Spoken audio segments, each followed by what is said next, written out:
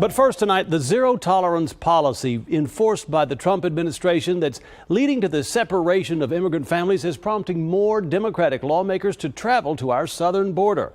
Our border reporter Oscar Margain joins us now live from Brownsville, where a group of congressmen just finished a community roundtable on that contentious issue. Oscar? Yes, a total of 6 congressmen had the opportunity to visit a couple of the immigrant shelters for minors here in Brownsville, Texas, including Casa Presidente just behind me, to learn firsthand about the effects the zero tolerance policy has not only on children, but also government resources. Now, led by border Congressman Filemon Vela, the congressional delegation comprised of members from Texas, Mississippi, New Mexico, and Florida toured the shelters of Casa Padre, which houses teen boys, and Casa Presidente, which cares for kids under 12, including babies. Now, both are run by Southwest Key Programs, a nonprofit contracted by the Department of Health and Human Services.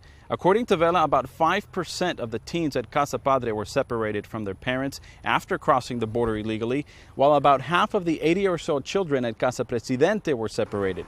The rest are unaccompanied minors.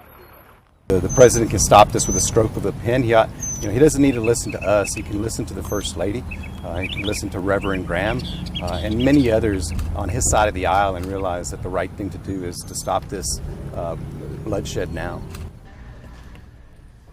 Now, following their visits to these shelters, the members gathered at a round table with other community leaders, including immigrant advocacy groups, church clergy, and health professionals, who all condemned the Trump administration's continued enforcement of zero tolerance, a policy that aims at prosecuting all illegal border crossers and by consequence temporarily separating those immigrant adults from any children they're accompanied by. Now, although the congressional delegation said it was on a fact-finding mission, they too were left with many unanswered questions. For example, they weren't certain if all of the families were being reunited before the adults were being deported.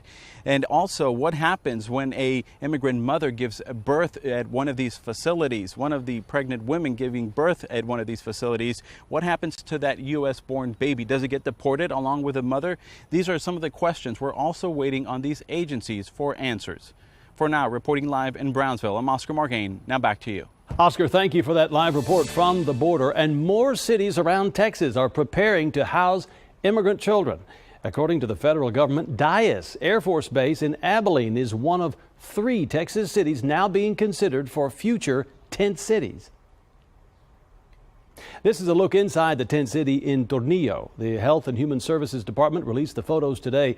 They show bunks with ductwork for air conditioning. Few people have been allowed inside the facility since it began taking in children.